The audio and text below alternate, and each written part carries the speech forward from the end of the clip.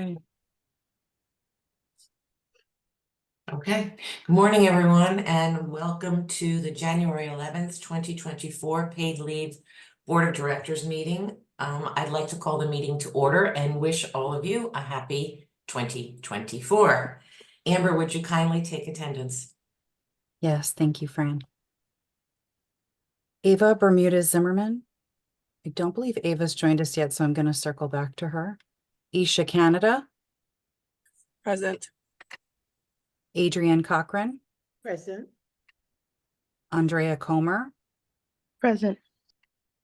Sheila Hummel. Sheila Hummel. Present. Ellen McKitterick. Present. Fran Pastore. Present. Alice will not be joining us today. John just texted me. He'll be joining us shortly. Mike Soltis. Present. Molly Weston Williamson. Present. Holly Williams. Present. Janae Woods Weber. Present. Justin Zartman. Present. Thank you. We have a quorum. Excellent. Thank you, Amber. And I would like to welcome any members of the public that are joining us today. And next we will ask for a review of the December minutes. Are there any corrections or discussions? Okay. May I have a motion to approve? Move to approve the December 14, 2023 board meeting minutes. Thank you, Mike. May I have a second? Second. Okay, we got that, Amber? I have 3 seconds. Can we do that one more time, please? Well, I'm counting Holly because the Zoom thinks Holly was the first, so I'm counting Holly. Okay, Holly, you Okay. get this one. All right, All excellent. right. All in favor? Aye. Aye. Any Aye. opposed? Any abstentions? All right, excellent. The motion carries. Moving right along to item 3 on our agenda. Erin, would you please share with the board the year in review plans and plans for 2024? Absolutely. I'm just going to share my screen. It's going to be a group effort. I see Amber John has joined. Oh, thank you.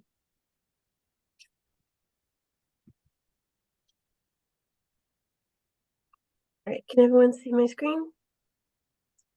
So this is becoming our tradition. We're doing a look back and a look ahead at the various activities that we've engaged in at a high level over the year, with some discussion about what we plan on doing in 2024.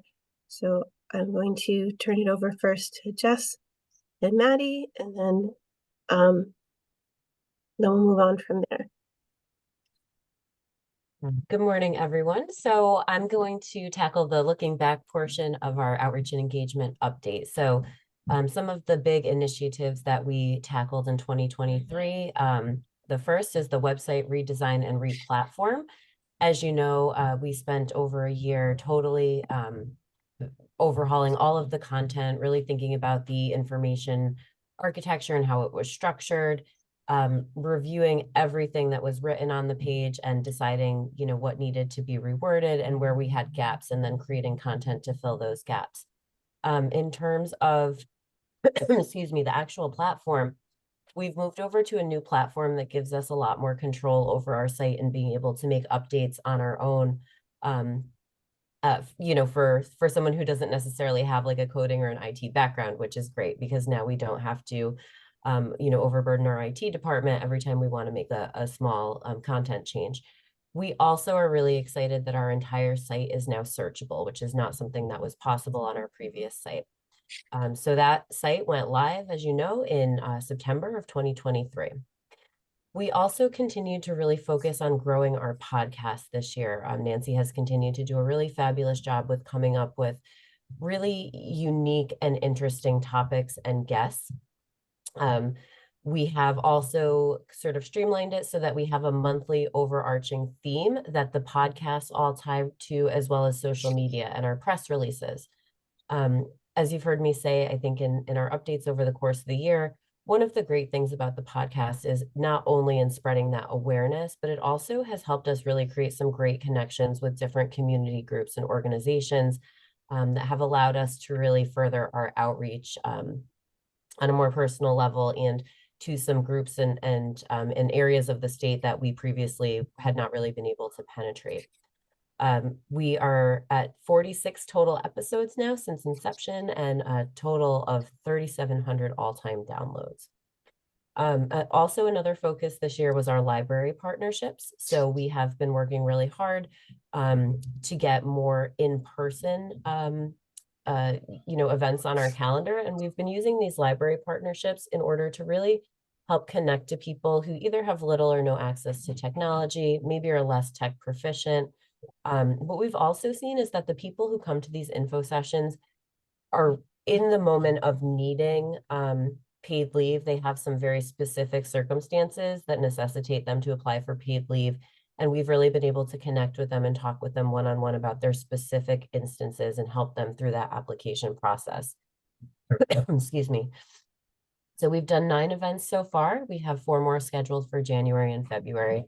And so this program is really still in the infancy stages, but we're looking forward to continuing to grow it.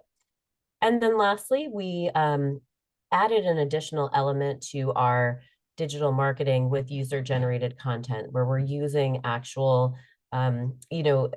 individual sort of self-recording. So it's a little bit more of that kind of raw, authentic, I recorded this on my iPhone type feel. But the reason that we're doing that is to really create that authentic connection. And we've had a very positive response from that so far. So we will continue with that, that tactic moving forward. Next slide, please. Our website traffic, excuse me, from 2022 to 2023 did increase significantly. On the individual user side, we went from 831,000 users last year, or in 22, to 893,000 in 23. So we have more users coming to the site, which makes sense because we've seen our claim volume go up. So there are more people who are interested in the program and going to the site to find out information and apply. We also saw our page views increase from about 7.5 million to 8.5 million. So we have not only more people coming to the site, but looking at more pages. And we expanded our content vastly with the new website. So that is a great indication that people are actually finding that new content that we've created useful and are consuming it. Next slide, please. I wanted to highlight 2 different things with our social media. One being our YouTube, where we saw over 100% increase year over year with views on our videos, which is incredible. And in terms of total minutes watched, we saw a 47% increase. So one of the changes we made this year is that we started to put all of the podcasts on YouTube. So they're accessible on our website, but they're also accessible on YouTube. And we have heard some feedback that people have discovered the podcast from being on YouTube and seeing like a next suggested video and then going to watch it. So that's a really positive indicator. And then on Facebook, our reach also grew by almost 50%. So we went from reach of 1.4 million in 22 to over 2.7 million in 23. So the sponsored ads we're doing really are doing a great job in increasing the people who are touched by our messaging. In terms of webinars and events, you can see that our virtual count did decrease this year. That is, was to be expected because we sort of shifted our focus on the webinar front to really a more strategic approach with having on-demand webinars so that we could really allow people to get that content when they were able to, when it was most convenient for them. But on the in-person side, you can see we had an increase. So we're still very much in the virtual world. We know that we always will be, and we always will be providing information and trainings and webinars virtually, but we really are trying to shift that focus a bit to allow us to be more present in person. And then lastly, on our email newsletters, you can see in 22, our open rate was anywhere from 30 to 52%. In 23, on the low end, it was around the same at 27, but on the high end, our open rate went up to 63%. So again, really positive indicators that people are opening the content that we send them, they're engaging with it, and they're continuing to to find what we're sending them useful. So I'm really pleased with all of these indicators that we've seen throughout the course of the year. Next slide, please. And now I'm going to ask Maddie to take it over and talk about our plans going forward. Great, thank you, Jessica.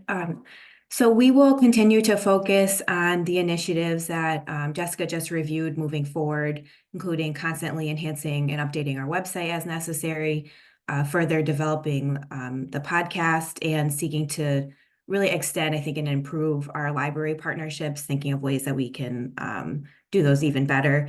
But we also have some new projects in the works that I want to highlight now. First, we are working with Miranda Creative on a legislative campaign to launch in time for the start of the 2024 legislative session on February 7th. We are developing ads that people will see in and around the legislative office building in the state capitol and on different news sites. The ads focus on the impact of paid leave.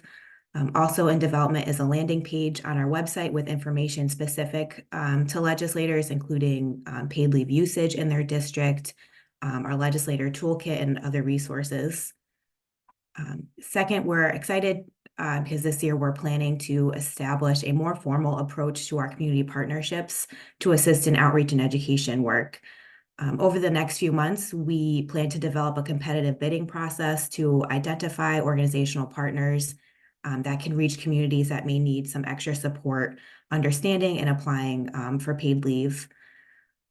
Our goal is to really expand our reach and deepen relationships with our community partners, and in turn help mitigate some obstacles to applying for paid leave, including lack of access to digital resources, some language barriers, etc.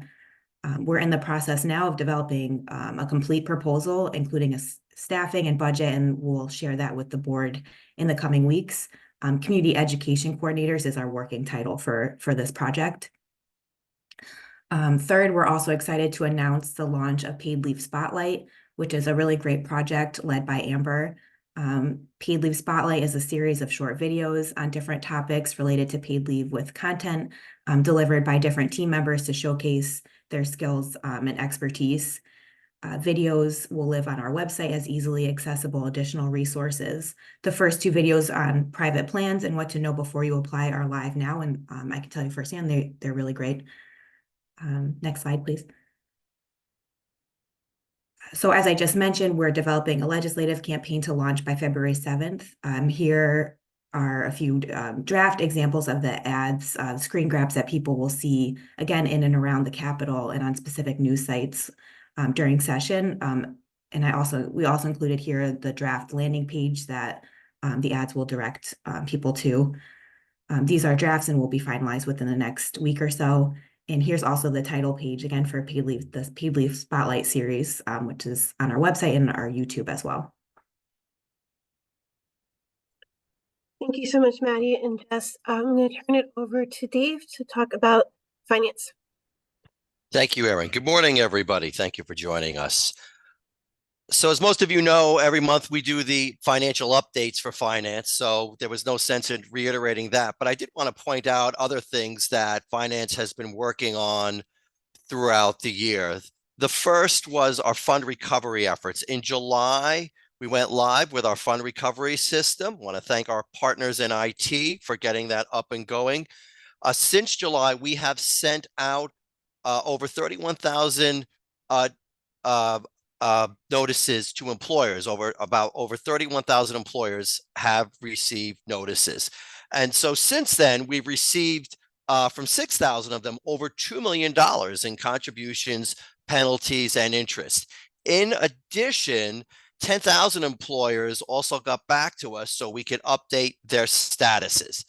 For example, we would update their statuses to closed because the business had closed, or they had no Connecticut employees, or they should have never been registered with the authority to begin with. So in total, we heard from about half of the employers we had reached out to, which we thought was really good for a first time reach out. And so we continue our fund recovery efforts as they've been successful so far. One of the other things we looked at this year was we were talking to our partners in DOL, and they were able to provide us the annual FICA wages for the state of Connecticut. So we looked at the amount of contributions we got based on those FICA wages, and it turns out that we have a 95% compliance rate in terms of dollars, which we also were pleased to see, that the state is obviously very predominantly compliant and obviously aware of the program and contributing to it. We're obviously going after the 5% that we should be going, but 95% was a really good number, we thought. So we were pleased to know that all our outreach efforts that Jess and others have been doing were successful. The other thing we had this year were audits. We had 2 audits that finished up this year. We had our first state audit from the appropriately titled Auditors of Public Accounts, and there were minimal findings of that. It was the first time we were audited by them for the first 2 fiscal years of the authority, and so there wasn't much there to report on, so we were glad to see that. We also had our 3rd financial statement audit, and for the 3rd year in a row, we had an unmodified opinion, which is the highest level assurance, and there were also no material weaknesses of non-compliance noted for internal controls. Also during the year, we worked on operational efficiencies in the department, both in the fund recovery efforts. So in the 6 months we were doing it, we were able to learn and pivot quickly such that we were able to handle more cases, handle them in less time, and also handle them with less back and forth with the employers. We also implemented some system upgrades this year. We upgraded to QuickBooks Online, which allowed us much more functionality than QuickBooks Desktop we had. And then we also upgraded to bill directly instead of using it vis-a-vis Bank of America. That is our expense payment platform. And we were able to have more functionality for that as well, including an invoice approval process that was built into the same platform that we previously had separately. And I would just like to take a moment to thank my department for all the fine work they did in these items and getting them done. Let's go on to the next slide, please. Contributions. I want to spend a minute or so talking about that. As you can see from this graph, the contribution history of the authority has been such that it's been going up year over year. For the current year, 2023 so far, for the first 3 quarters, it's gone up about 4.3% so far compared to last year. As you see, the first quarter is always the biggest quarter, and that's mostly because bonuses and pay increases are paid predominantly by employees in the first quarter. And then as the year goes on, the amount goes down. And that's predominantly driven, we believe, by the fact that more employees reach the FICA limit as the year goes on. So the amount of wages goes down, and thus the amount of contributions goes down. Let's go on to the next slide, please. The fund balance as of November 30th is $564.3 million. Our actuary Spring do look at the fund and note it for solvency. They run 3 different solvency tests, and all 3 of those solvency tests are met or exceed the amount to meet those tests. Speaking of our actuaries, our latest actuarial estimate from them actually did reduce the expected amount of the fund balance this year by over $14 million due to increased claim activity, but we're still showing strength in the trust fund and expect it to be in a decent position by the end of the fiscal year, June 30th. Let's go to the next slide, please.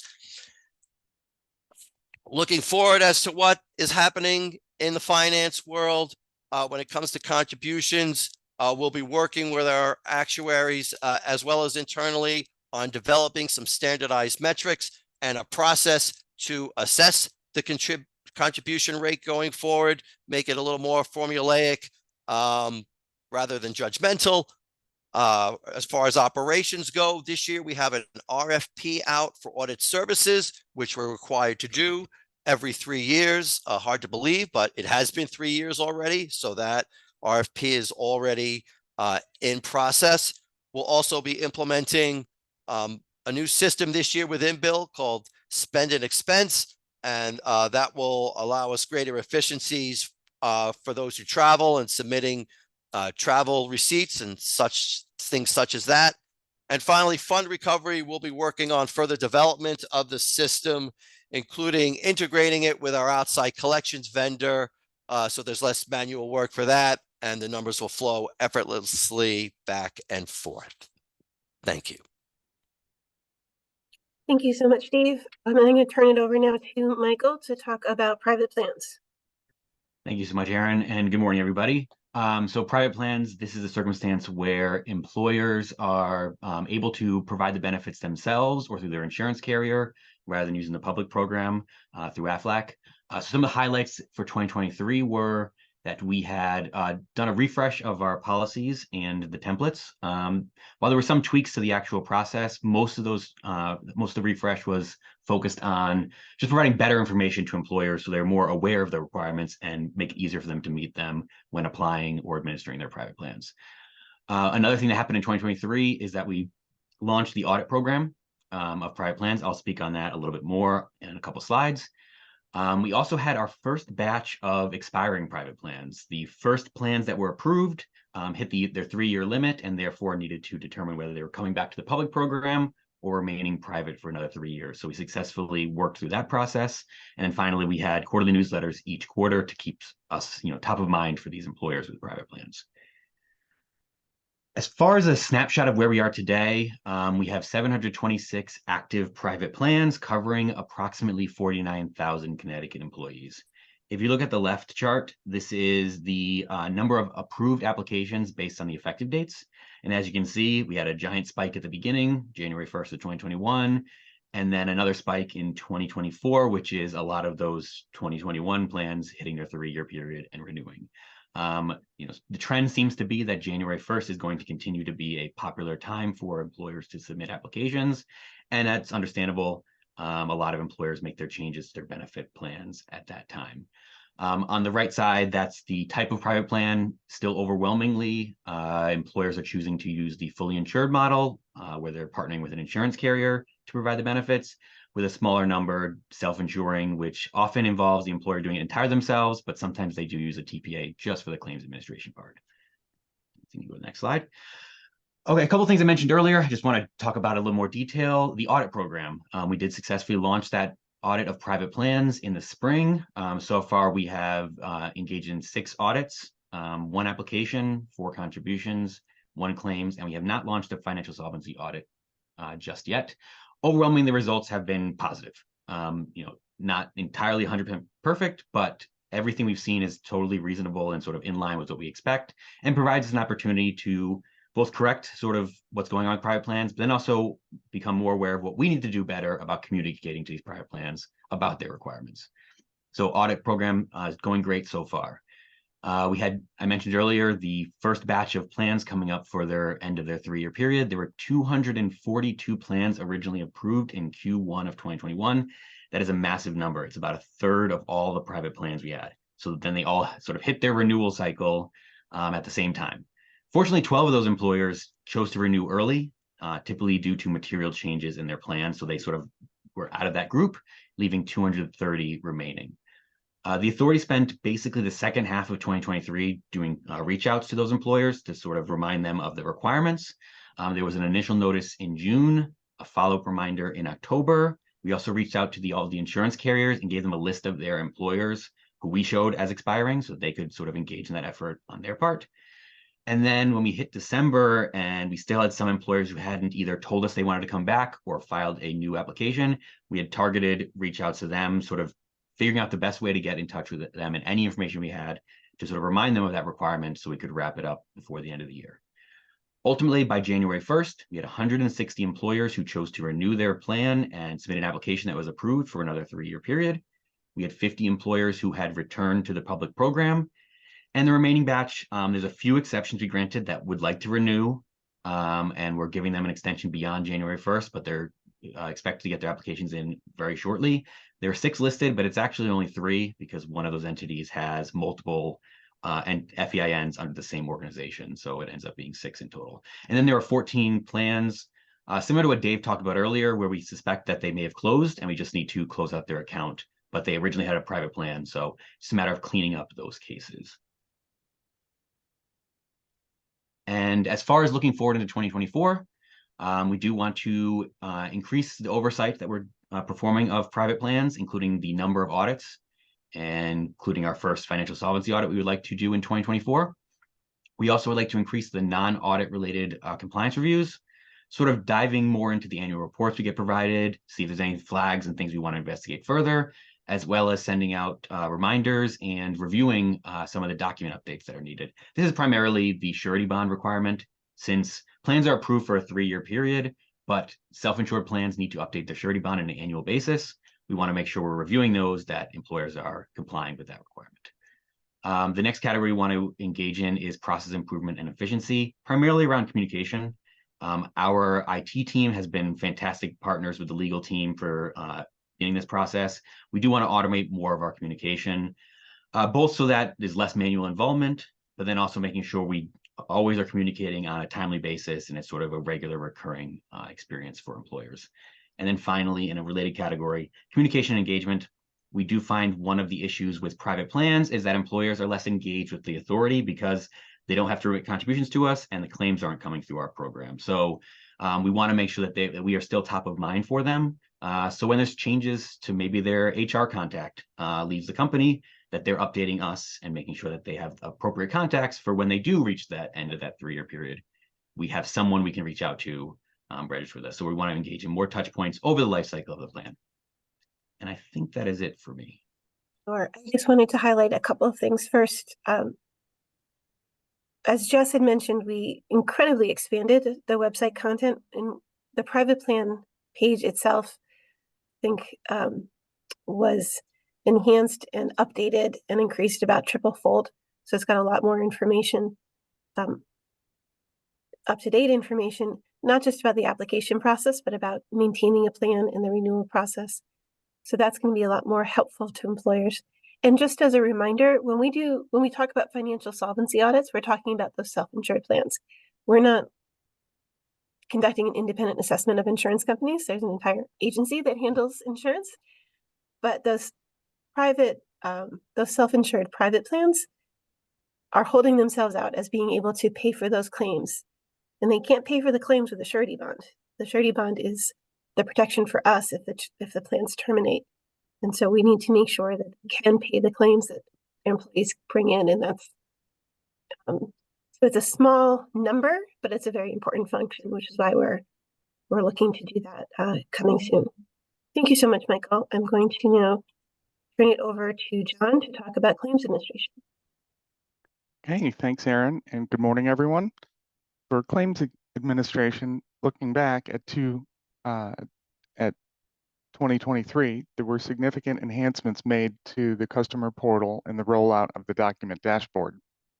The dashboard was well received for its ease of use and visual clarity of required documents and up-to-date case status. Also, the pregnancy and bonding case streamlining was successfully implemented, resulting in an easier filing process for customers, faster, more efficient claim processing, and increased approval rates.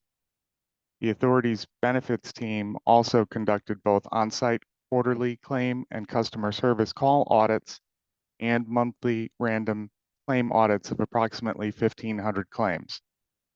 Audit findings were over 90% passing audit. Next slide, please. As you can see on this slide, year-over-year payments made show program growth in all metrics. Payments released, number of unique employees, number of days paid, and total payments all increased substantially. Next slide, please. On adjudicated claims, approvals and denials, The year-over-year approval rates increased significantly from 73.51% for 2023, while denial rates fell to 26.49. We will continue to improve forms, processes, and communication to improve document return rates and timelines. Next slide. For 2022 to 2023 year-over-year quarterly claims filed, the year-over-year claims filed showed program growth in claims by 6,400 claims, which is an almost 7% growth rate in claims filed for 2023. And total cumulative claims filed through end of December was 186,000. Next slide, please. The weekly payments trend line also shows strong program growth and payments. This reflects an increase in claims and approval rates, as well as increased weekly maximum benefit amounts tied to increases in the minimum wage. Next slide, please. 2023 utilization by town shows a consistent list of towns and geographic areas filing CTPL claims in both the highest and lowest 10 towns, with some movement in the order, but generally speaking, the same towns. There were a couple of towns that dropped out of the lowest filing and a couple that moved in, but they were generally within the same geographic area as well. Next slide. On reconsiderations, reconsideration requests for 2023 show 35% of denials went to reconsideration. Of cases that were reconsidered and decided, 83% were approved, resulting in over 9,100 reconsideration approvals, and 17% remained denied in a denied status after reconsideration. And with that, I will turn it back over to Michael for appeals. Thank you, John. So for the appeals, this is where the claim was maybe denied initially by our claims administrator, and then the claimant can choose to file an appeal with the Department of Labor if they feel that denial was inappropriate. The way the process works is when they file that appeal with the Department of Labor, the authority receives a notice asking for the claim file. We have 15 days to provide that to the Department of Labor, along with sort of an argument as to what happened on the claim and why it was the right decision. And then the Department of Labor issues a decision. So on the left is a snapshot of where we are cumulatively since the start of the program and the number of appeals.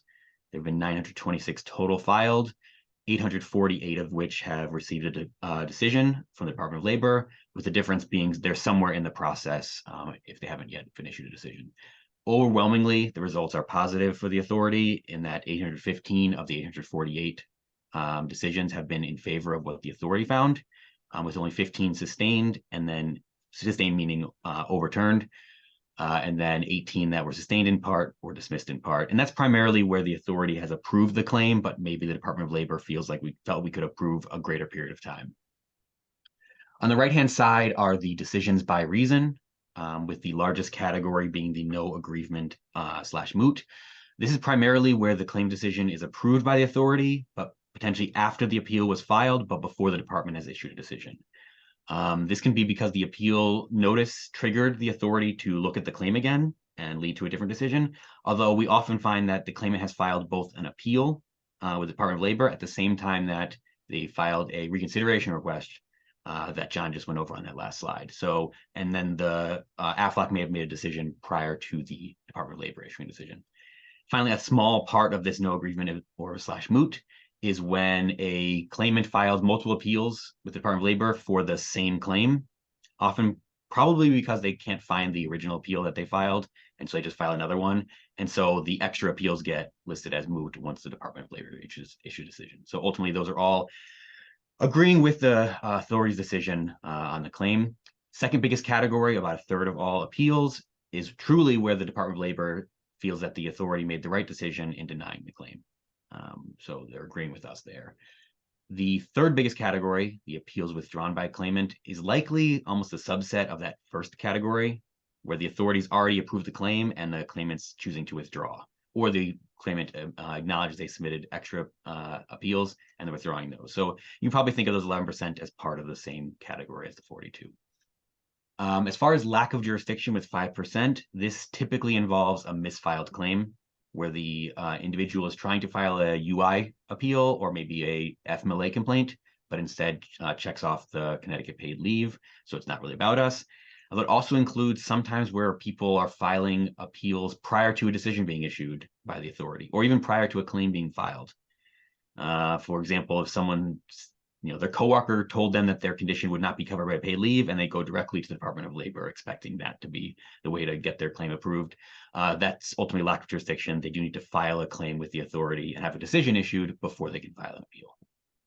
Another 5% is the appeals not filed timely. Essentially, that means that the employees have 21 days since the date of the last decision by the authority to file that appeal with the Department of Labor. If they're beyond 21 days, they need to submit good cause. And so 5% of those cases, the Department of Labor felt that they didn't have good cause for that delay. Finally, last two categories, the 2%, are those ones that have any sort of adverse decision from what the authority found, with 2% being completely overturned, and then 2% being a mix where they sort of agreed in part, but potentially asked for us to approve a greater period of time. Ultimately, if you would like to look at the appeals process and the results as a sort of check on the authority's claims, I think it's overwhelmingly positive. They significantly find in the same find in our favor or have the same decision we have in the vast majority of cases. And I think that is it for the appeals. Michael, I have a question, if it's Absolutely. okay. What kind of communication is taking place between the claimant, right, and either the DOL as they're reviewing the possibility? Because I'm looking at the length of time it takes to make a decision on an appeal, and I'm just wondering how the claimant is being kept informed. Absolutely, that's a great question. For the Department of Labor appeals, I think it's a little bit more formal of a process than what we have on the claim side. Everything's sort of done through written communication. So a document gets uploaded to their appeal portal, and they get an email notice saying that a document is uploaded. And when they review that, it potentially has a request for them, or explains the situation, or gives more time. Some of that, the delays, is actually what I talked about in the no agreement / moot. At the same time that they're filing the appeal, we may be reviewing the claim ourselves, and we will tell the Department of Labor about that. And the Department of Labor may wait for us to make a decision, knowing that it's already engaged before they sort of review the case. But sometimes it truly does take a while, and they've asked maybe the claimant for more information. Maybe they felt that the authority did not provide sufficient communication about what was missing, and therefore they're giving them the opportunity to cure the claim and the opportunity to have it approved. And so some of the delays are from that as well. I see, but it's not like a telephone call. It's all formal paper being sent to the home. Yes, there is the ability to do a hearing, and we've only had, I believe, 2 hearings so far, which that would be where there was a communication, and that's all parties are represented there. So there's the claimant, the authority, as well as the Department of Labor, all sort of involved in the same conversation. It's relatively rare, but that's really the only non-written form of communication. Got it. Thank you. You're welcome. Okay, and 2023 customer service performance metrics. We are very pleased with the performance metrics we've had in the past year, as customer service metrics showed improvement and remained strong throughout 2023, with claim decisions made within 3.1 days of all documents received. Customer service issues were resolved quickly, and almost all calls and messages were responded to within 1 to 3 days. Next slide. Before we move on to the next slide, I just wanted to add, we actually have over 20 separate performance metrics that we hold Aflac accountable to. And this year they met all of their metrics. So we highlighted these customer service metrics, but they also met the requirements in terms of eligibility decisions, accuracy of decisions, accuracy of calculations, availability. So in terms of having the call center up and running. So first call resolution is noted here, but So they actually hit all of their metrics this year, which was a very impressive feat, something that we expect, but we also appreciate because we're pretty strict in terms of what we expect. So we just wanted to highlight that for you because last year they did miss a few. Erin, thanks for sharing that. And I actually had a personal experience with a member of my team going out on an extended leave for her own personal illness. And there was no intervention out of my part whatsoever, but she was just blown away with the quality of the customer service. And her claim was responded to within less than 3 days. She was shocked. And then there was some complication on her end with the doctor's paperwork. And apparently whoever was handling her claim just said, you know what, we're going to handle this on our end for you. We'll accept what the doctor gave us, even though it's not exactly in, all the boxes weren't properly checked. But she was really shocked because they really took into consideration her personal health and were not making her, jump through hoops to make this happen prior to her surgery. So I just wanted to share that because I think personal stories are really important to add color to what the kind of work that's being done. So just again, thanks everybody. Thank you. I think I saw Molly raise her hand. Yeah, I had just a quick question, and these metrics are amazing, and I think it's worth noting that not every state in the country has this kind of response time. California, people would lose their minds over these kind of call response times. I did want to ask whether we have any way of tracking average claims processing time from sort of like initial filing, since we know that a lot of delays are claimant thinks that they have filed a claim, but they haven't submitted their paperwork yet, or they have submitted additional documentation. And I know this tracks from when all the documentation is in. So I don't know what is possible to track, but I wonder if we have any information about that.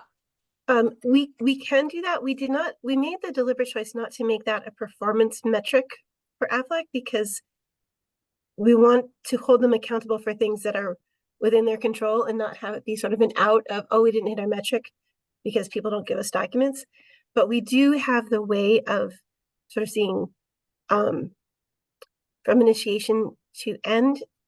John, I'm putting you on the spot, but I know that that's something we see.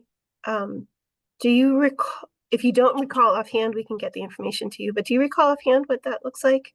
So we do have a couple of different performance metrics in that respect. And there are two different scenarios, one of which where a claim is filed in advance of the leave.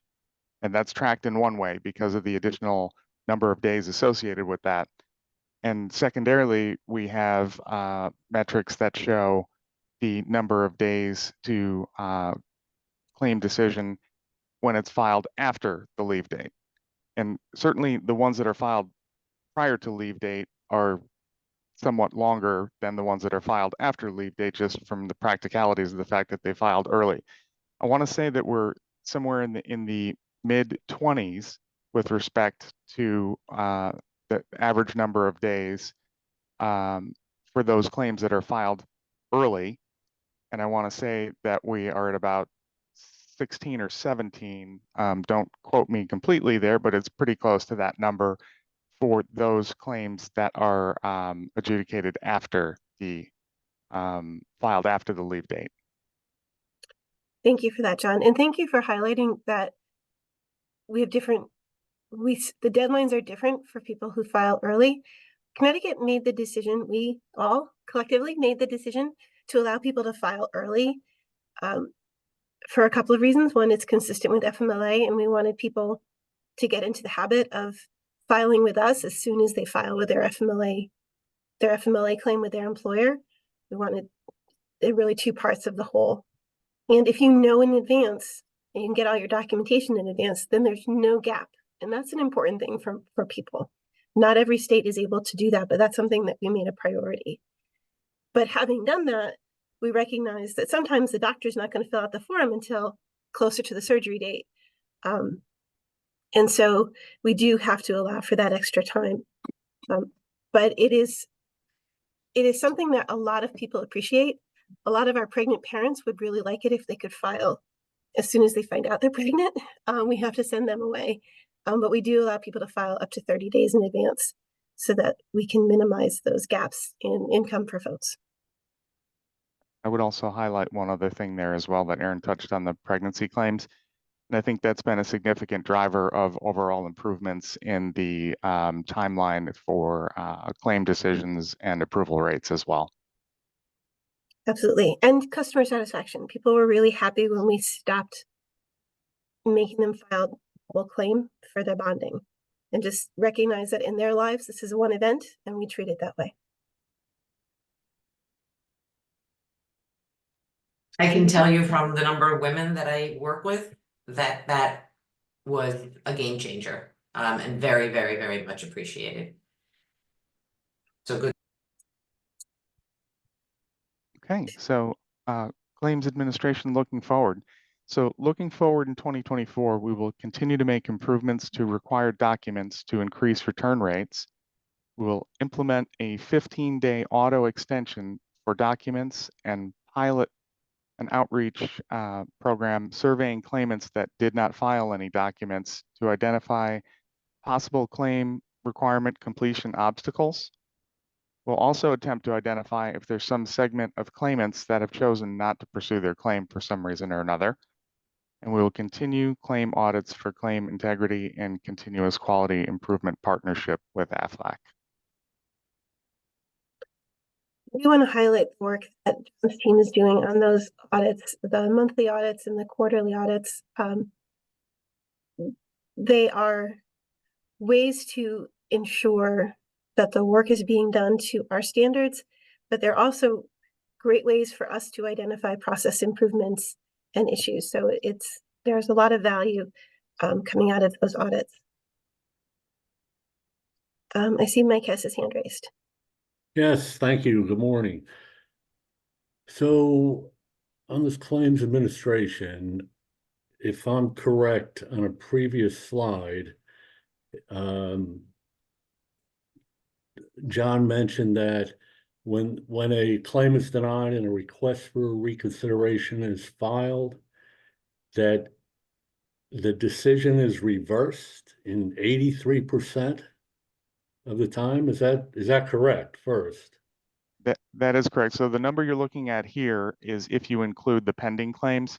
The number that I cited is if you remove claims that are pending and just look at decided claims, that number bumps up into the 80 some percent range. Let's take a look at what that number looks like. I think it was 83%. Yes. So, I mean, that number to me seems high. You know, it seems like somebody's being overly aggressive 83% of the time, which is high, in denying a claim. And I just wonder, well, number one, who does the reconsideration? Is that us or is that AFLAC? AFLAC does reconsiderations with a separate group of case managers. It's not the same original case manager, but the root of this really goes to the missing documents or insufficient documents. And that's the lion's share of the reason for once a claim has been denied. Sometimes some folks are not acting until they see that denial and saying, okay, now I need to do something. And then they are backfilling the claim with the required documentation so that we can adjudicate it with all the appropriate documentation in hand. And that is truly the main driver of the reason for the approvals that are taking place here, is that folks are simply had not gotten their documents to us in a timely manner in order to make that determination more timely for them as an approval. We're still seeing about 80% of our, so even though our overall denials has gone down, we're still seeing of those cases that are denied, about 80% are due to lack of documentation. And so on the reconsideration, they give us the documents, we're able to approve. Right. That's really what happens in these cases. All right, and that makes a lot of sense. So thank you for the explanation. You're welcome. Also, just to that I can breathe. That's one of the reasons for the automatic extensions and then that outreach. Right now, if we get 0 documents, we tell people, if you need an extension of time, please ask us. We grant it readily. We're going to flip that and say, if on the 15th day, when they don't give us the documents, we're reaching out to say, you're still missing some or all of the documents. We're giving you an automatic 15-day extension. Please get your documents in within the next 15 days or communicate with us. If we don't see it then, we'll have to deny. So we're hoping that we can engage in that prompt that the current denial somehow creates without creating the denial. So the automatic extensions, we're hoping will give people the time they need if they're just didn't get around to asking us for an extension. We're just trying to give it to them so that they don't get that denial. But still have that reminder so that people who need the prompt are going to prompt. And then the folks with 0 documents, we just are, this is something we've been talking about for months, right? We know some of them are people who start the process and then are like, oh, okay, well, I can't use this for taking my child to their orthodontics appointments. And they don't cancel out the claim, they just don't follow through. Some maybe, attempts by bots or whatever to try and game the system. And some may be people who are truly having difficulty. And so we're trying to really hone in on that in a variety of ways. So part of this will be to actually reach out and say, to call people and say, we see you started, but you never finished. Is there something you need? And then going back to the outreach and engagement, the library effort has been a way to try to engage with people. And then the community education network or community education, whatever we're calling it, is really going to be a way that we're hoping if there are true obstacles to filing or true obstacles to getting the documentation in, that we can really enhance our ability to help people on a one-to-one basis, hopefully with sort of brick and mortar partners so that folks who have technology difficulties have a place to go, so that we can really try to make sure that people are not getting barred from what they need because of some sort of technical obstacle. And on that note as well, I would just add one other thought, that the authorities benefits team works one-on-one with a significant number of claimants. Anybody that provides a contact us inquiry related to a problem with documentation, etc. We do a lot of work one-on-one with customers to try to help them understand what's necessary and or to help them actually get a document, whether it might be a problem with an employer that doesn't fully understand what needs to get done, etc. But we do a lot of one-on-one contact with customers to help them resolve those document issues, get them over to AFLAC to get them reprocessed and expedited so that somebody can get paid where they should get paid as well. Thank you, John. Just one last comment, just thinking about that and the discussions we've had at these meetings over the years, it seems like getting all the documentation is probably the primary obstacle in expanding claims approval, right? Yes. I mean, it's probably obvious, right? It is, and it's why we keep looking to figure out how to improve it. So from changing the forms to assessing when we can use something that's a substitute to a form. One thing we've done quite deliberately is if an employee submits a copy of their FMLA paperwork, so, their MedCert might be on the DOL form, or it might be on a short-term disability form. As long as it's got the same information, we'll accept it. We're trying, as one example of ways that we try to make it easier for people so that they don't have to jump through unnecessary hoops. And John's team is also great at working with employers. We don't see a lot of true employer refusals on the employment verification form. We do still see confusion. We see lack of communication within an employer. So an employee gives the form to their supervisor who doesn't know what to do with it. So they stick it on the corner of their desk and wait until they talk to their manager in a week, who sits on it for a week and talks to HR. So we're trying to work directly with those employers to come up with a streamlined process and make sure they understand not just how to complete the form, but how to get to the form to the person who's supposed to be completing it so that they can be done. Mhm. Well, as you can tell from all the work and all the discussion that the team has shared with you, we've been very busy and we continue to be very busy. We have some big initiatives that we want to engage in 2024 to continue our improvements. A few things that kind of don't fit nicely into the 4 buckets. I just want to highlight, we have been working to engage on the national stage, from participating in in-person conferences to communicating with the Connecticut Federal Legislative Delegation. We are in the process of developing testimony. There was a call put out by the U.S. Congress. There's a couple of proposals that have been floated around, and they're asking for testimony. So we're developing testimony. We think we have a story to tell, and we want to share our experience. And so we're continuing to engage in that national dialogue, both through formal means as well as informal means. I talk to a lot of people every week from all across this country.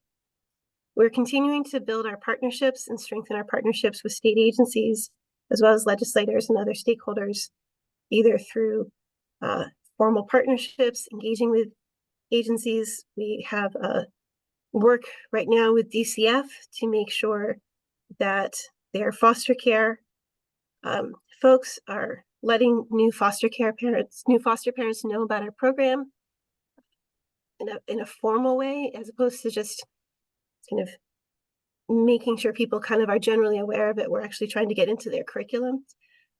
We have engagements with DAS, with DMV, with DOL, of course, just trying to really continue to build partnerships wherever we can, including DSS. We have a meeting with them next week. We continue to work with legislators, both one-on-one as well as the various caucuses. We were invited to participate in the Black and Puerto Rican Caucus information session next week. And then we have an event we're planning in March. So we're trying to really continue to engage with the legislature and other stakeholders. The various advocacy groups that helped pass this law still want to make sure we're doing it right, and we want to make sure we're meeting their expectations. So we continue to engage with various stakeholders, and that's very important and will be an ongoing effort. Another thing that I'd like to really do this coming year is develop some more formal ways of gauging employee and employer understanding and attitudes about the program. I think we're going to have to spend some money with some formal surveys and polling organizations so that we can really test, are people understanding us? Do they know about us? What are they thinking about it? We get great kind of organic responses, but I think we also need to really start having some systematic polling. So that's something I'm looking forward to doing in 2024. And then we've talked about this a fair amount this morning already, but amplifying the in-person efforts, including the technical assistance. And so you'll be seeing, as Maddie mentioned, a more formal proposal for the board, most likely in the next board meeting, where we have kind of what we think will be the staffing and budget plan for this effort. So a lot going on, a lot to continue to do, but I think it's hard to believe it's only been 2 years of benefits. It's been 3.5 years, really, since we started. So it's been quite a fun ride. I'm gonna stop sharing my screen. Mike, you still have your hand up. Is that a new comment? No, that's from the last comment. Okay. Thanks, Mike. Thanks, Aaron. I didn't see his hand up. Outstanding job. This really is remarkable, to your point, Aaron, that it's, only been 1.5 years since we've been providing benefits, but clearly the outreach efforts are there. So kudos to you and the team, and looking forward to see what we do in 2024. Thank you, everyone. Great job. Erin, we have a discussion on the agenda item 4 regarding claims administration. Yes, let me Could you lead share my us? screen again. New slide. So some of you were here in December of 2020 when we had to make a decision about what model we were going to use for our claims administration. It has now been 3 years. At the time, we made the decision to go with the TPA model, but there was some interest in making sure that we assessed that decision. And the time to do that is now. Our contract with Aflac technically ends on December 31st, 2024, although built into the contract is the ability for us to extend it for up to 3 additional years. We need to make a decision. I think you all know my perspective, but I want to share why I think the TPA model is the right model, and to make sure that we have that ability to assess and discuss. And so some of these slides will look familiar to you because I built this slide deck based on the slides that we used in 2020, just to update it. Just to start with what we need to be able to do in order to serve the paid leave program and the Connecticut workers who pay into our program. We need to be nimble and able to respond quickly to changes, including changes in claims and call volume, which we continue to see. As you've seen, our call volume and claim volume is increasing. We need to be able to deal with the variability in covered participants. We have seen movement with the private plan employers. We're seeing growing involvement by sole proprietors. And under the statute, it is possible for employees of municipalities and boards of education to collectively bargain to come into the program. None have done so yet, but we hear, we get calls from entities who are interested. We anticipate that it will be happening sooner rather than later. And so we need to be able to deal with that kind of variability. And even though the federal paid leave solution feels like it's something off in the distance, there are still a lot of efforts to enact a federal paid leave solution, and which honestly is a good thing. It shouldn't just be people who are lucky enough to live or work in the 13 states that have paid leave programs. But that is always a source of uncertainty for us. It is incredibly important that our program be fiscally prudent. We know and value the fact that every dollar we spend is taken directly from the paychecks of Connecticut workers. As we've discussed, basically every month, we have to be really careful to make sure that the trust fund remains solvent, that we hold that trust fund as a, well, I consider it a sacred trust, but we have a fiduciary responsibility to make sure that the fund remains available to Connecticut workers. We can't spend it all down now. We have to make sure that it lasts, which means that we have to use the money wisely. We work very hard to keep our administrative costs down and make sure that the vast majority of the money is available for benefits. As Dave mentioned, we continue to look to see, is the contribution rate correct?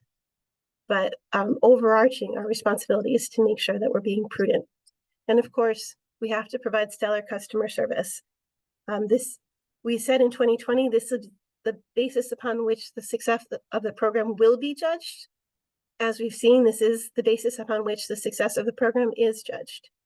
And although we had a rocky couple months in the very beginning, which every state does have, we were able to recover within 6 months. Our backlog was cleared by 6 months, and we have just been building upon success after success in our customer service. Claims administration requires a great deal of technology. There's the intake center and the call center. Even though most of the claims come in through the portal, we still have a large number of people who call, and we need to be able to manage those calls, continue to answer those calls in a timely fashion. We don't want people waiting for minutes, much less hours, to have their calls answered. We need to have a solution that allows people to apply, to provide their documents. That document dashboard really was a game changer for us. because it makes it easier for workers to track their claims. It makes it easy for employers and healthcare providers to submit the required documents.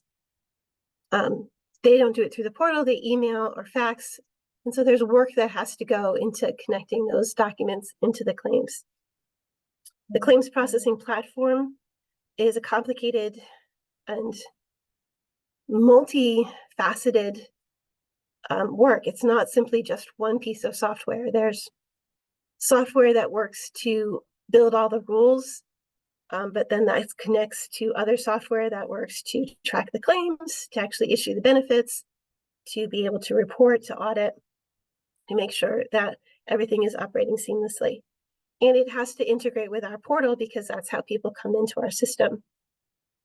Security and integrity of the system. We're dealing with people's health information. We're dealing with their identity information. We need to make sure it's secure, and we need to make sure that we're tracking and identifying and hopefully stopping any false claims.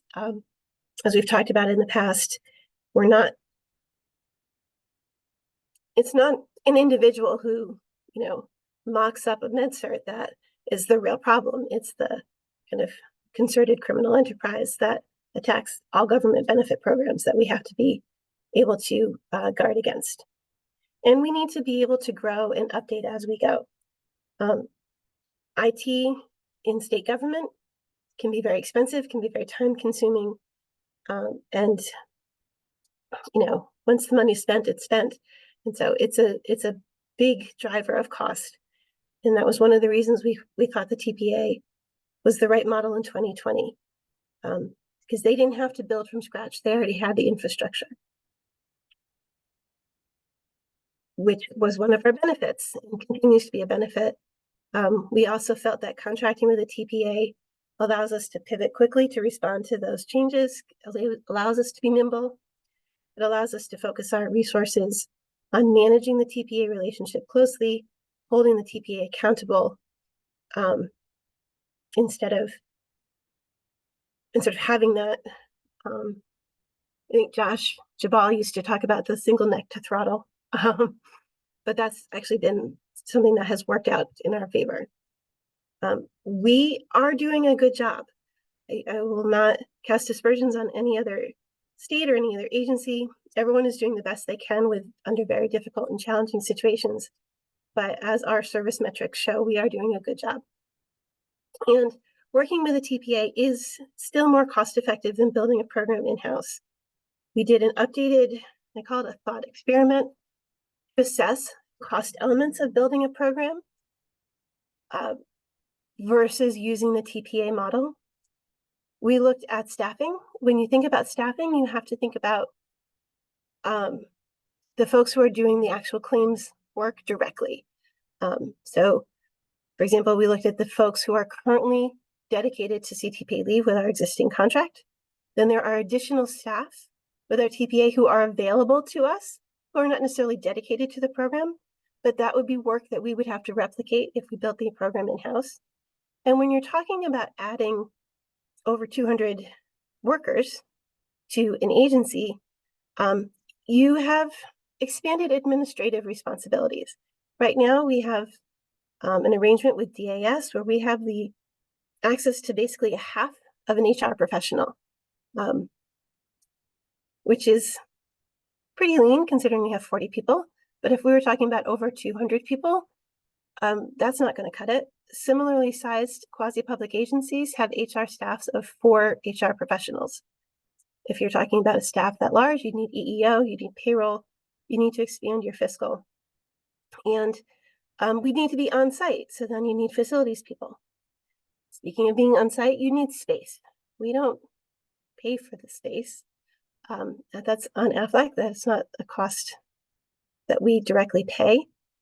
If we had to do it ourselves, we would have to either lease space or fit out existing office space. While there may be office space available, I've been away from DAS for a while, so I don't know exactly what's available, but I would anticipate that we'd have to lease space. We'd have to buy furniture, fixtures, and equipment. We'd need security. Of course, we need the IT that I've already talked about. which comes with the bond repayment, because we have to repay our bond costs with interest, and it would increase our licenses, maintenance, IT overall. And then there's always just like the other, right? There's print and mail costs. There's the cost of issuing 1099s. There's the cost of additional insurance. So in conducting this thought experiment, sort of like for the lawyers in the room, sort of a motion to dismiss, we try to have every inference or assumption in favor of building in-house, just to try to keep it honest. And when you did that, the cost of building in-house was 60% more than the cost of using a TPA model, even with certain assumptions relating to the TPA, costs going up with a TPA. Building in-house is still 60% more. If we were not quite so diligent about drawing every inference in favor of building in-house, and we use some of the staffing models that Spring uses when they provide guidance to other states, and our previous actuarial consultants used when they were helping us build our program, you're actually looking at a 2-to-1. It would cost double to build in-house. So you're talking about a significant extra cost. To bring it down to just people and real life impacts, if we were to spend that kind of money on an in-house, or we could maintain the TPA model, it could come down to somewhere around 3,000 to 4,000 additional claims per year. Going back to the idea that our job is to pay claims, I think we need to analyze this on the basis of what puts us in the position of paying claims to Connecticut workers and maintaining the solvency of the trust and maintaining a program that is currently working. So that's why I think the TPA model continues to work for us. And I would welcome your discussion, because we need to make a decision. We have to extend the contract realistically, regardless. If we were to go with an RFP for a claim, if we were to stick with a TPA model, we would still need, because public procurement works this way, we would still need to do an RFP that would allow our current TPA and anyone else to respond. But building an RFP and allowing for the time associated with selection and the potential of a transition requires effort and requires time, at least we would say 2 years. So the option one would be to authorize us to extend the contract for 2 years. That would give us time to go with an RFP and make sure that we're engaging in a solid public procurement effort that may resolve in maintaining this contract or potentially changing. Option two would have us change directions entirely. We would have to build in-house. That would take a minimum of 3 years. Candidly, I don't know that we could get it done in 3 years, but we would do our best if that was the direction you told us to go in. We would need to maintain Aflac for at least 3 years and engage in a significant effort. A lot of the things that we've been talking about as our goals would have to be reshuffled if we had to go through this approach, but we wanted to give you that option. I'm going to share my screen so I can see you all and ask if anyone has any questions. Do you want us to make a motion and vote on this today? I do. Yes. I'll make a Amy, motion Molly. for option one. Well, Molly has her hand. Molly has I would love to do that, but Molly has her hand up. Molly? Thank you. So I just had a couple of questions to think through some of what we just heard. So I think my first question is, in terms of staffing, it seems like the implication is that in aggregate, it is cheaper to use a TPA model than it is to staff in-house. That sort of when all the costs add up, we're saving money. And my question on that, because I think one of the goals of the authority in using this worker money should be to create high quality jobs. Like, why is it cheaper? Is it that it's just more expensive for the state? Like, what's the cost differential that's making it cheaper to staff privately than to staff just on the staffing piece? Sure. In-house. Fair enough. So I agree with you that it is a benefit of the program to have high quality jobs in Connecticut, which we do. The Aflac folks who are dedicated to us work in Connecticut. That was something that we made as a requirement. There are a couple factors here. One is the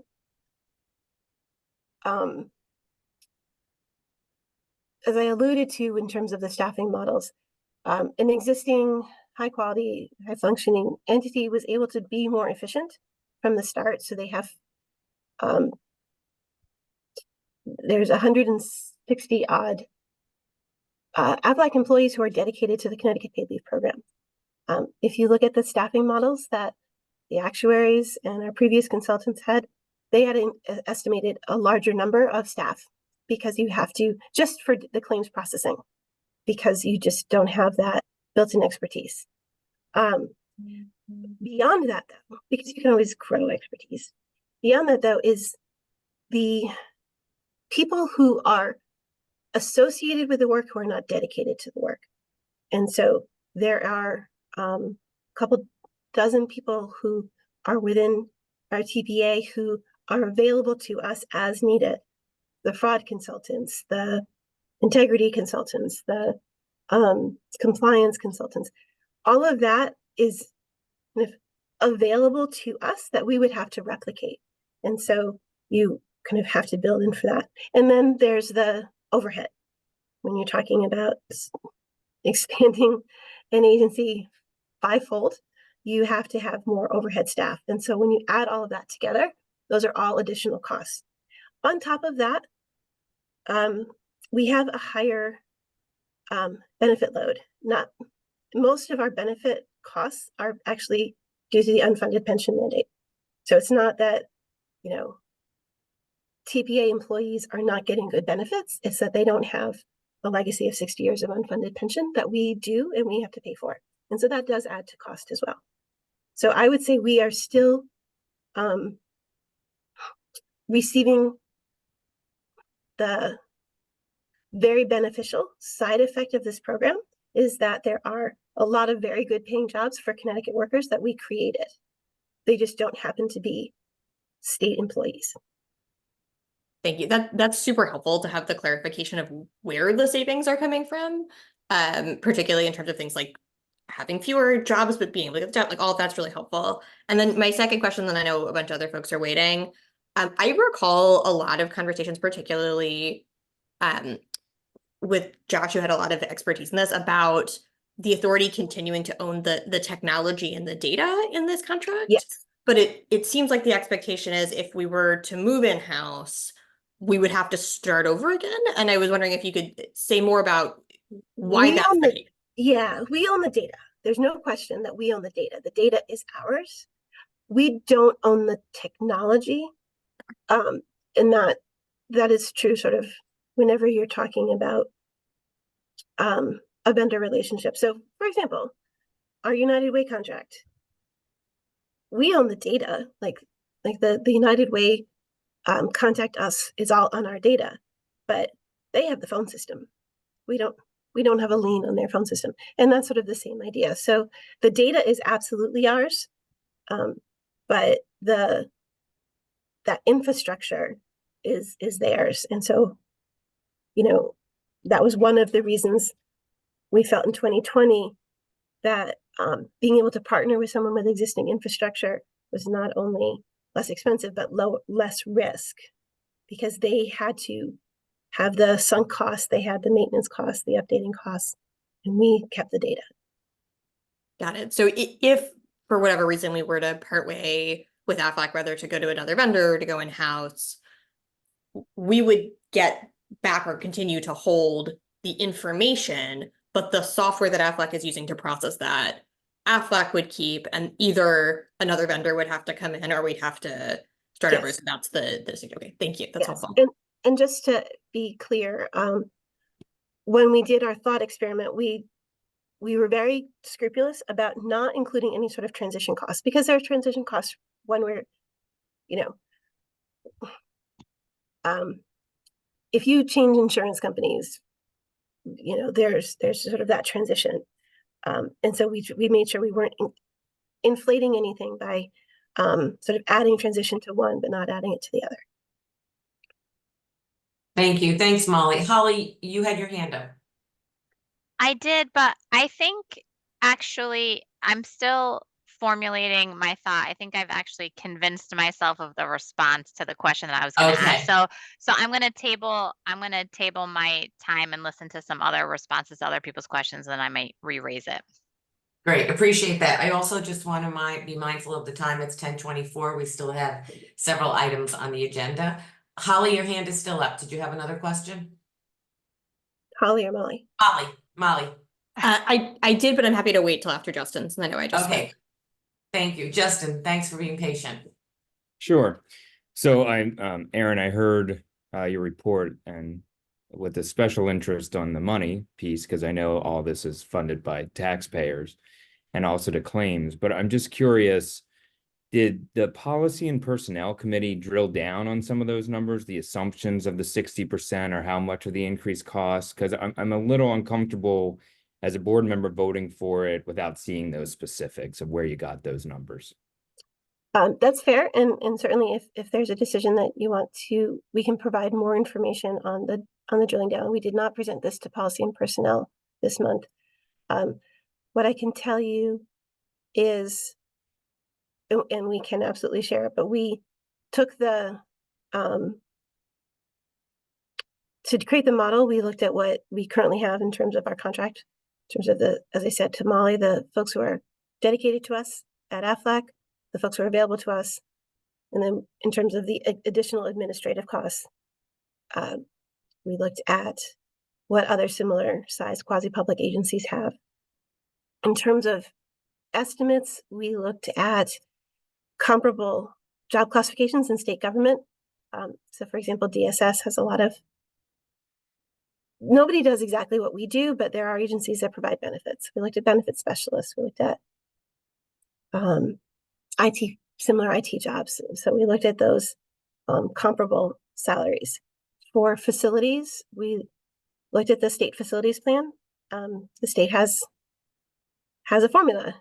Every employee gets 220 square feet, net usable square feet per employee is to get to kind of what you expect for space needs.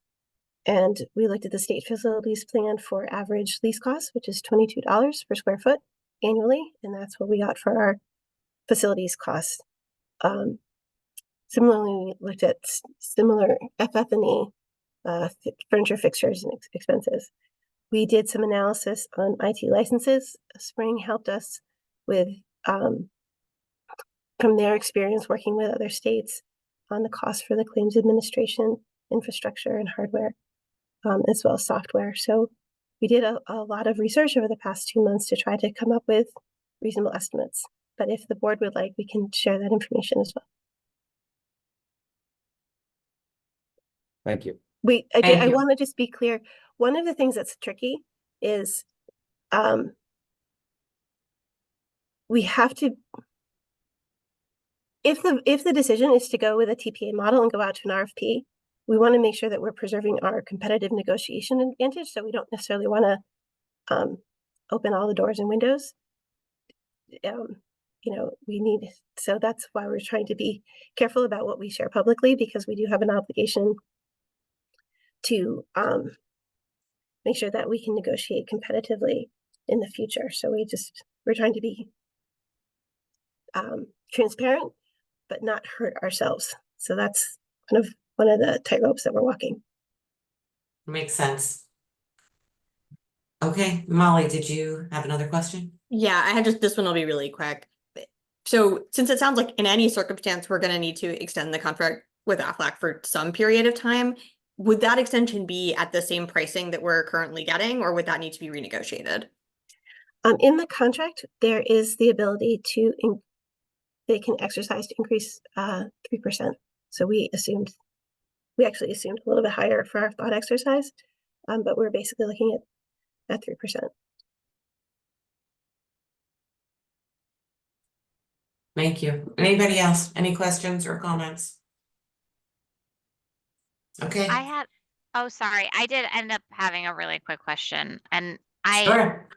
I honestly don't know if this is the appropriate space. So Aaron, if you can't respond and need to take a second, then I would totally understand that. But I know that the authority has some collectively bargained employees, and I was wondering, I know that you are a separate and distinct entity in statute, but I just wanted to know if there was any collective bargaining consideration that we need to just be aware of. And no, understanding that regardless of whichever path is chosen long term, the near term solution is an extension of the existing contract. I just wanted to make sure that whatever those particulars are have been evaluated.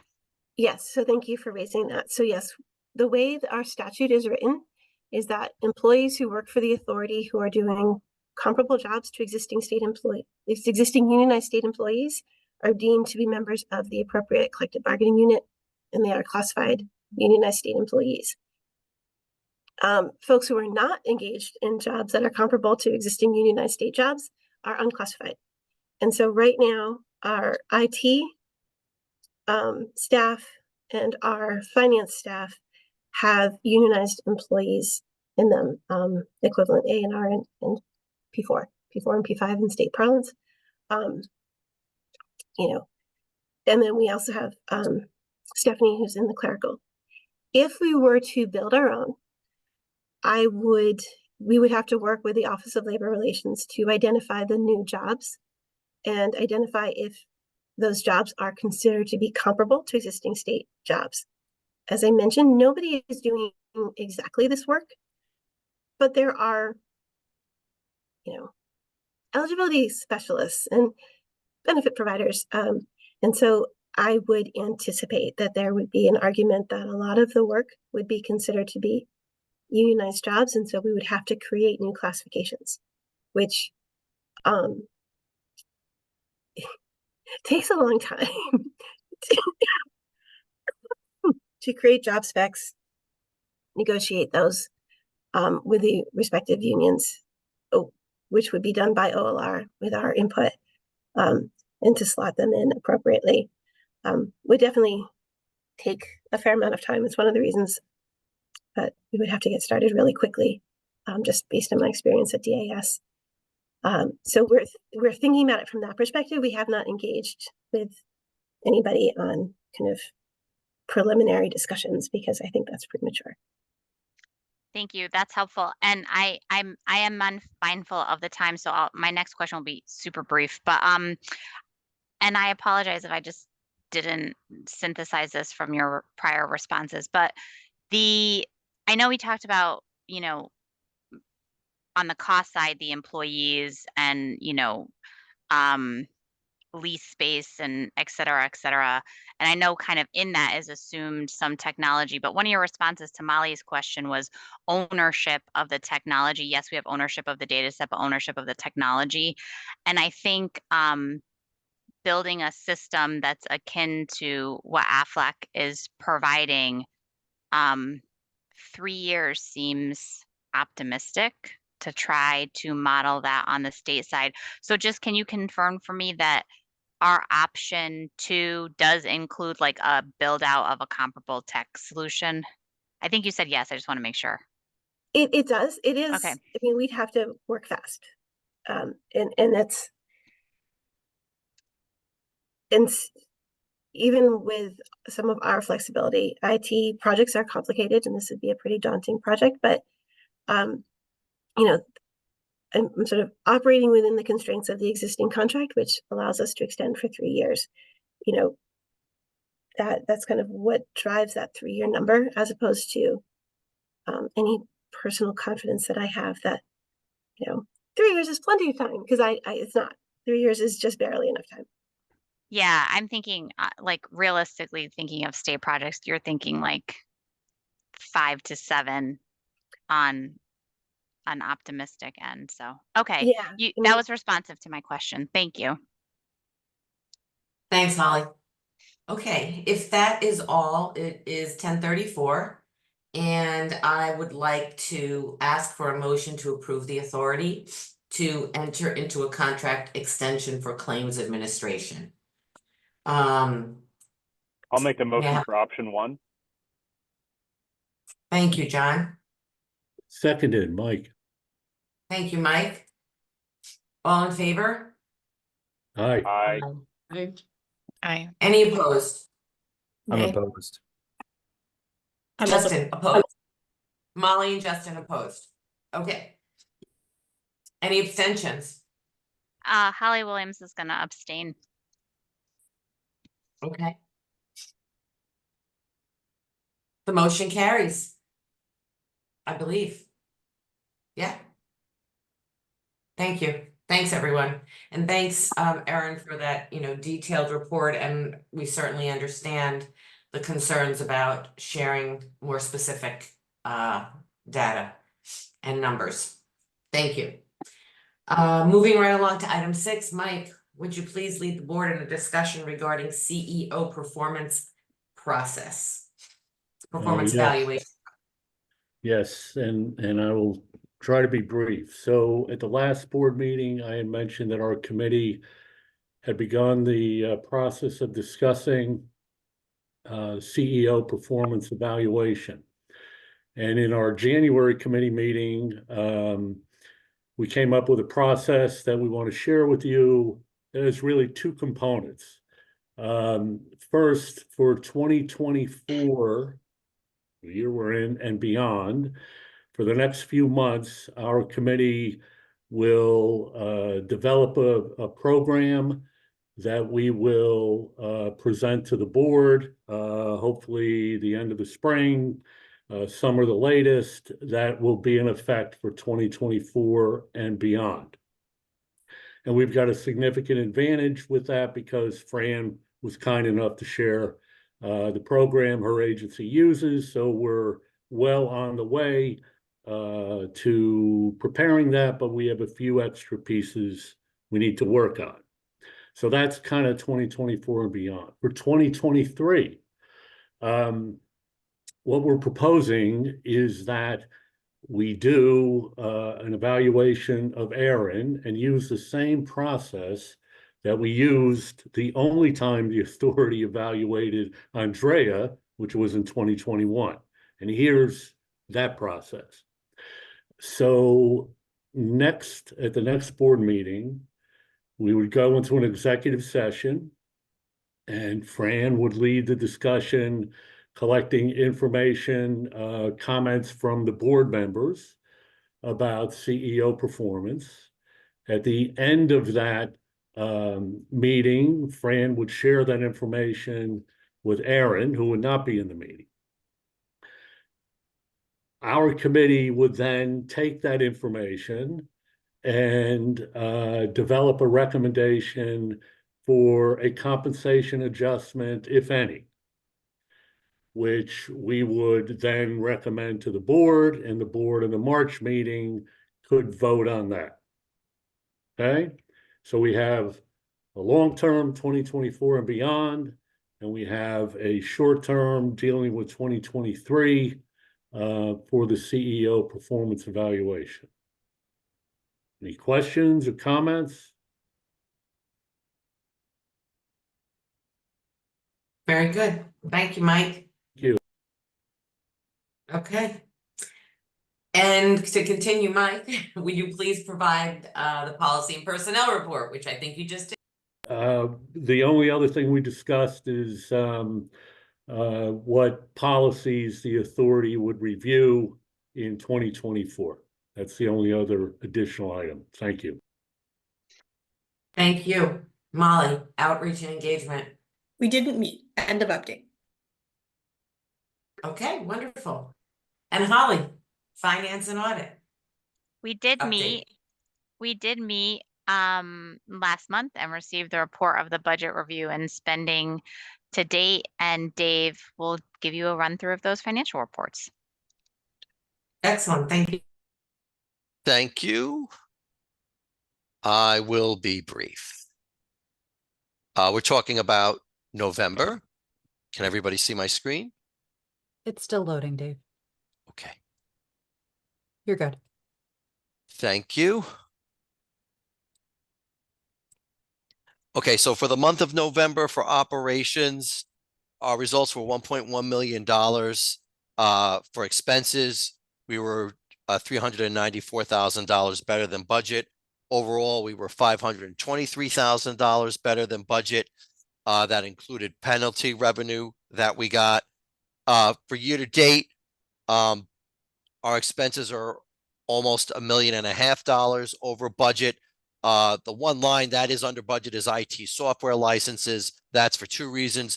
Number one, we had a timing difference earlier in the year that we paid earlier than expected, and we actually had to go to a higher tier for our fund recovery software because our results were better than anticipated. But the penalty revenue we're getting will more than offset that. Moving on to bonds, we didn't have any bond money spent this month. And so it does look like we're under budget. That's because we had anticipated or at least budgeted some bond proceed money coming in that didn't come to pass. We were planning to ask for some more bond money last month, but we were advised by the administration that there were due to other demands and the bond cap and higher interest rates that we weren't going to be on the agenda. That wasn't just us, by the way, that was other agencies as well. So we're working with the administration to determine what our bonding needs will be at the next meeting. We're not sure when that's going to be yet, but we're also reassessing if we can use operational funds for things that we would otherwise use bond money for. As terms of the bond money we still do have about $2.4 million of bond money that we can use. And so we're looking to determine how we can use that as well for our needs coming up in the next few months. Moving on to contribution activity.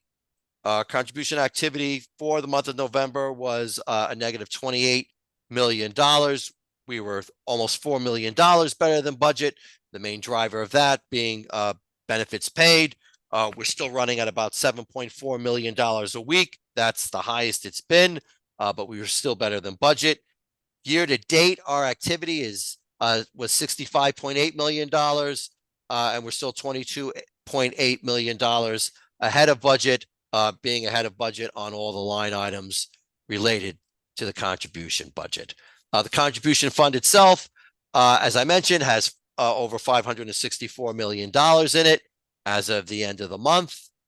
As far as December was, our spending was $1.3 million for operations, a little higher than usual, but that's because we had 3 pay periods in the month of December, which happens about twice a year. Our benefit payments were $35.5 million this month. That was because we reimbursed Aflac for 5 weeks instead of 4 weeks. That happens every few months.